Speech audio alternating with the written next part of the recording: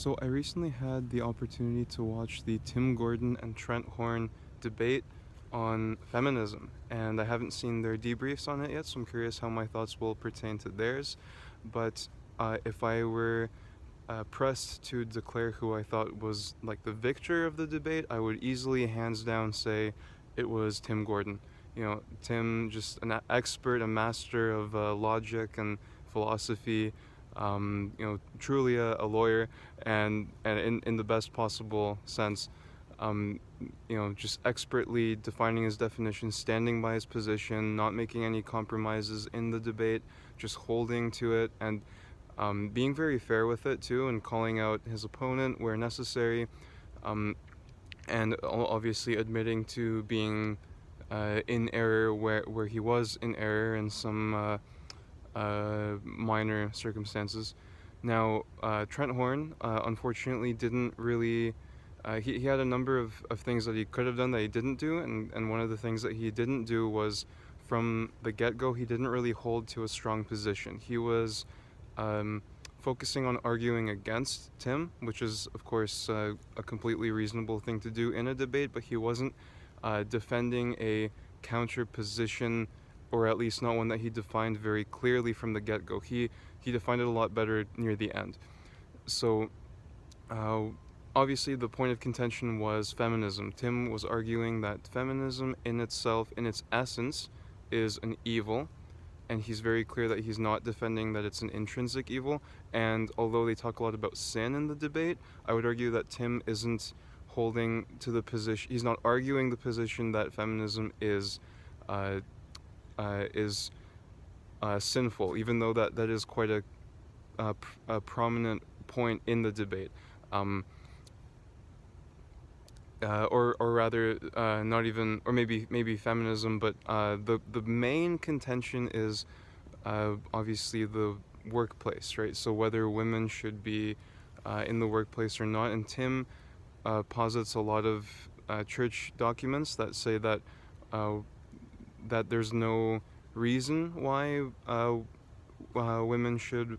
Where it's very clear, and they both agree that in the ideal case, women, the wife, the mother, would be at home, supporting the children and having the disposition where she loves to be with the children and be in the home. And I think that's a very beautiful ideal. Um, Now, Trent stands by the fact that it is only an ideal, whereas Tim says that it is binding, that this should be the case always, and uh, anything to the contrary is essentially feminism, and it's wrong. Um, and and Tim does say that it's sinful for women to be pursuing uh, careers for this, or like pursuing work like for the sake of it, um, where it's not necessary, right?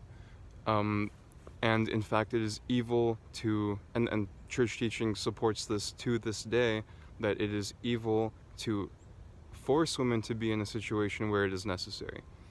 Um, Now, this doesn't come up in the debate, but I would extend it to say that the way that our society is set up, and the way that feminism indeed set up our society, is that women are put in a situation where they are often forced to work, and that's changing, and more women are uh, feeling called to stay at home and be with children, and I certainly think that's beautiful, and that's amazing. Um, so now, and I must say that I essentially agree with Tim, rather than Trent. And the reason why, and I would say that Tim persuaded me. Tim, in his expertful, I had a tendency, I had a predisposition to agree with him, but in his expertful rhetoric, he persuaded me. So I believe that Trent was wrong in saying that the church has changed her teaching on this matter, because so Tim brings up the Roman Catechism, and he shows that the Roman Catechism, as a summary of church teaching, taught that it's that, like, the woman should be with the children and in the home, and she should not uh, be leaving the home to do work and pursue uh, I forget the exact terminology, but basically like pursuing careers for their own end and whatnot, and in fact to remain doing work in the home. And obviously, like, look, and they mentioned this in the debate too, but like the context is that work largely is at home, right? If they're rural, if they're like farming, if they're artisans, right? Like that was how things were at the time, and that was the kind of work that was largely being done, right? And then uh, and then Tim would probably be inclined to say that that doesn't change in historical context, that nowadays that's not as frequently the case, but it still applies. And I would agree. I think there's no reason why that shouldn't apply to any circumstance, unless there is, like, I'd be inclined to say, like, if there really is a financial need, then okay, it could be seen as permissible, and that's kind of the situation that a lot of people are in. But then there's just more responsibility on the fathers to try to do their best to make that not a necessity any longer, um, which is hard. This is a very, very difficult thing to do, and some people might think it's sexist and whatnot, and they can certainly think so, and they can certainly be troubled by it. But and if there's a necessity for it, that's one thing. If there isn't, you know, people are raised today to think that that is their ultimate end, right? That career is the ultimate end, but in fact, holiness is the ultimate end, right? And whether and vocation is part of the way that you reach that ultimate end, right? Which is to be with God and to do the will of God, however it may be, with whatever tremendous sacrifice it entails, right? This is why marriage is just as much of a change in your whole approach to your life as priesthood would be.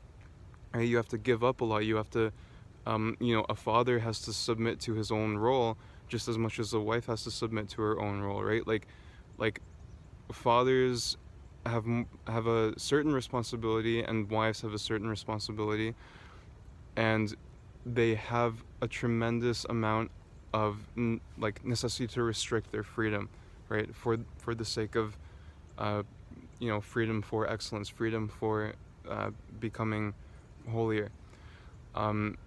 So I guess I've extrapolated a little bit on the thesis there, but just to offer some final thoughts about the debate specifically.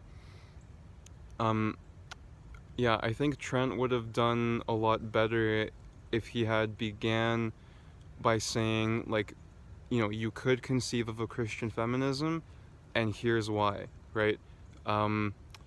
Drop the evils of feminism but focus on the equal rights or whatever. But then they'd have to really talk about what exactly is a right with regards to Catholicism, and Tim was at the beginning focusing on saying, like, yeah, like, equal in dignity and equal in rights insofar as like human rights based on like being in the image of God and stuff like that, but different in roles, right? So you're not gonna have men and women having access to the same thing and being able to do the same thing, right? Just as much as a man wouldn't really be, like playing with the babies all day, right? Like he might want to just like relax sometimes, and sometimes he can, but he's got to get this bread, right? Like you got to realize that there's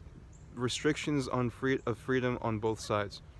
Yeah, and so Trent would have done better to define a feminism, to define a Christian feminism, drop the term feminism, and then I feel like they could have both found common ground very quickly at that point, because once you agree that you drop the term feminism, and you say it's about supporting the equal dignity of man and woman, then you figure out what that equal dignity is with respect to the divine plan, and before you know it, Tim and Trent are in agreement. Hopefully, maybe if they ever do a follow up. But I would say it would be awesome if they did, and maybe frame it in that way.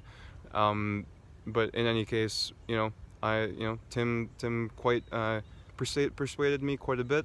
Um, and much respect to Trent for having him on the show, and I hope Trent and his viewers have considered Tim's position and how. Unfortunately, I don't have time to talk too much about like why I think Tim did so well. I'll just like briefly say that he like the documents he posed and the way that he was sticking to the idea that doctrine cannot change, right? I think Trent was wrong in saying that doctrine can change, and he wasn't making those distinctions of discipline and prudential judgments correctly, and he was also pressing Tim about irrelevant points very often, like the question of sin, like that came up a lot, and Tim was saying that it's sinful, but it didn't need to come up. It wasn't intrinsic to the debate. So again, Tim was trying to be as relevant as possible in answering the points where they came up, um, but yeah. So I'm just very much a fan of that kind of debate, that very strong holding to one's position, and so I hope this video maybe helped people to get some insight as to why this debate was important and what sort of insights should be taken away from it. And thanks for watching. God bless.